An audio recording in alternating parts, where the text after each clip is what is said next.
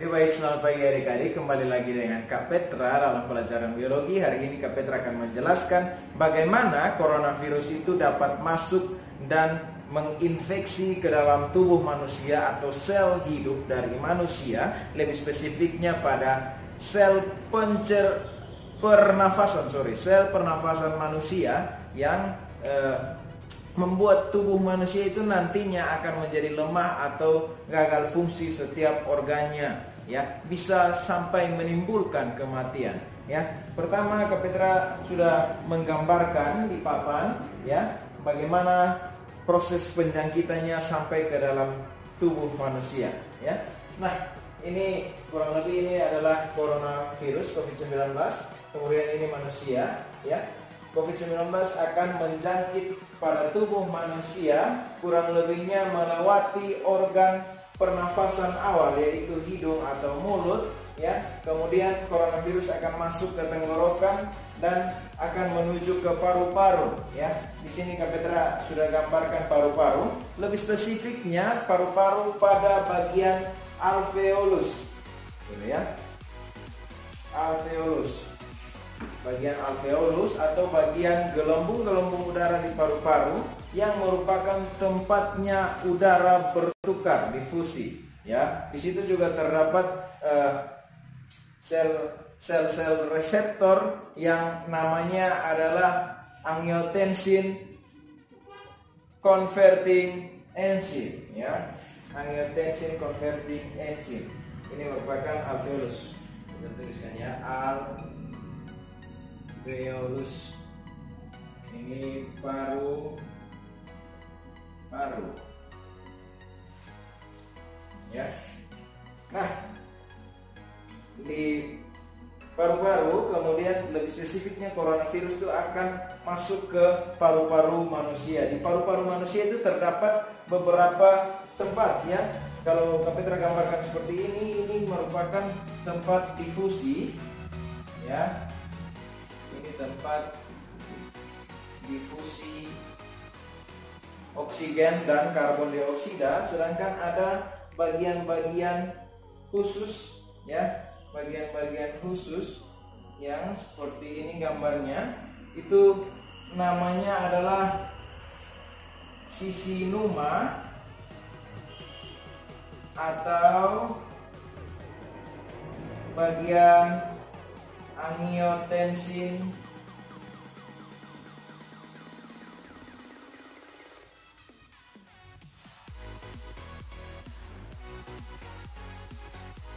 converting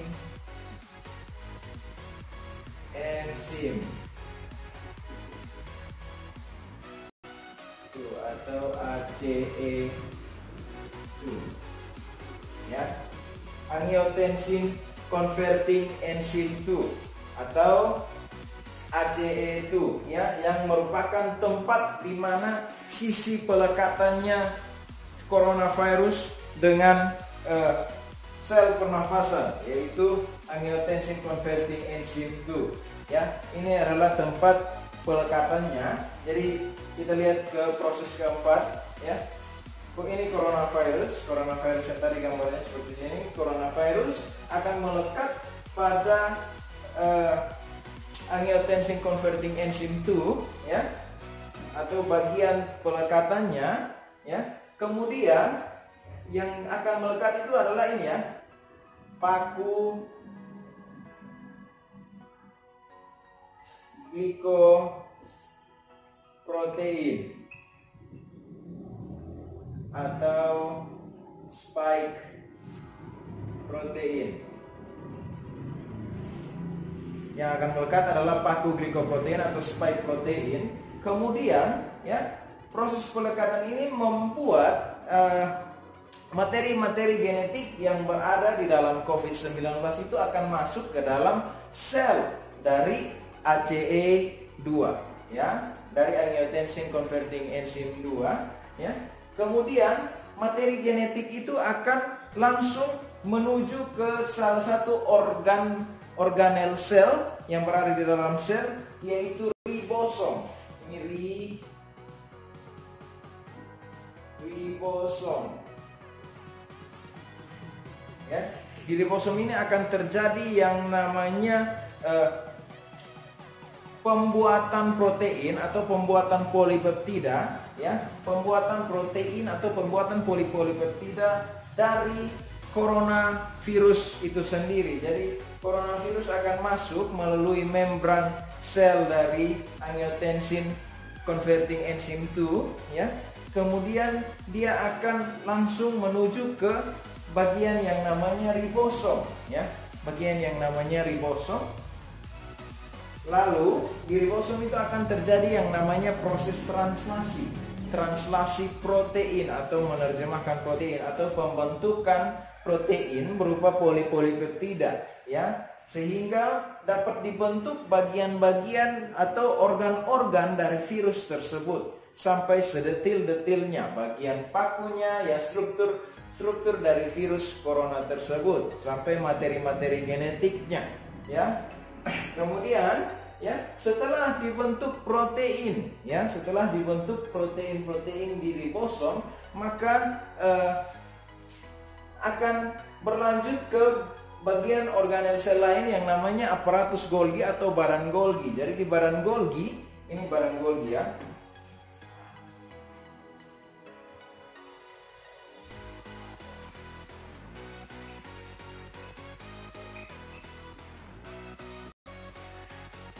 Ya, di badan Golgi akan terjadi yang namanya memodifikasi protein atau merakit protein yang sudah dibentuk di ribosom, ya, membentuk protein yang sudah ada di ribosom atau merakit protein tersebut menjadi satu bagian utuh yang namanya virus corona tadi, ya, membentuk protein-protein tersebut menjadi satu bagian utuh yang namanya virus corona. Kemudian materi genetiknya tadi, materi genetik berupa plus single strand RNA, ya, plus single strand RNA tadi ini akan digandakan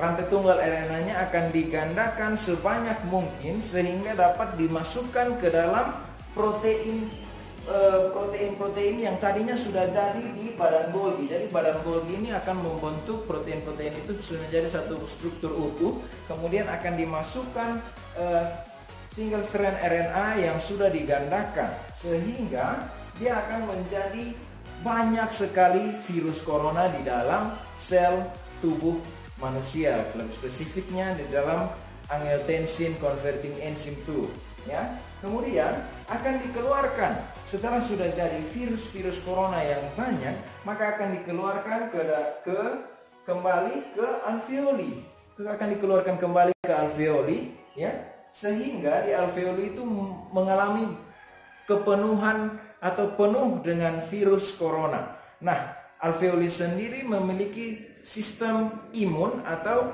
tubuh akan sadar bahwa itu sudah banyak sekali virus yang menjangkit tubuh, sehingga tubuh akan melakukan respon imun berupa memberikan cairan atau respon supaya tidak terjadinya inflamasi berlebih, ya. Respon tubuh supaya mengeluarkan cairan yang banyak sehingga virus itu tidak merusak bagian tubuh yang lainnya. Virus itu tidak merusak bagian tubuh yang lainnya, sehingga ini sudah digambarkan respon imun berupa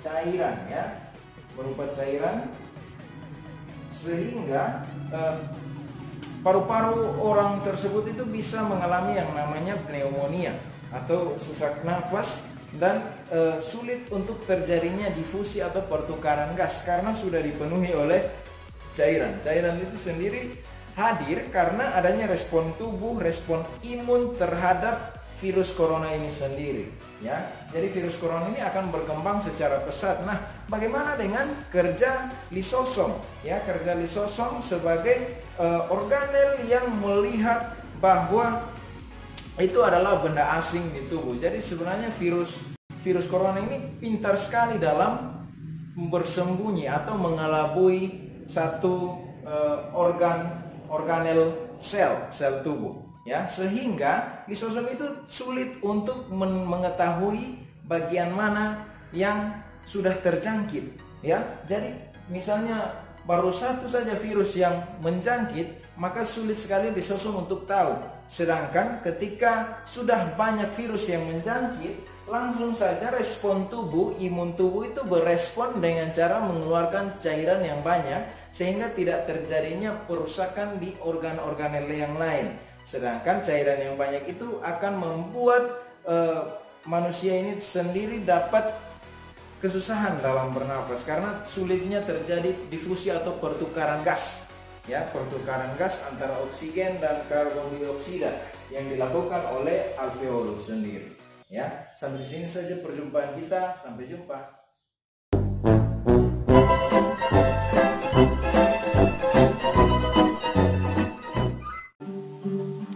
Oke guys, kalau sudah keluar tampilan seperti ini di gambar, ada video-video saya, kemudian boleh klik subscribe. Oke guys, setelah itu boleh juga kalian nikmati video-video yang sudah saya buat, ya, boleh diklik, kemudian klik like, ya, boleh berikan komen, dan jangan lupa untuk tanda loncengnya, ya, video-video yang sudah saya buat. Thank you.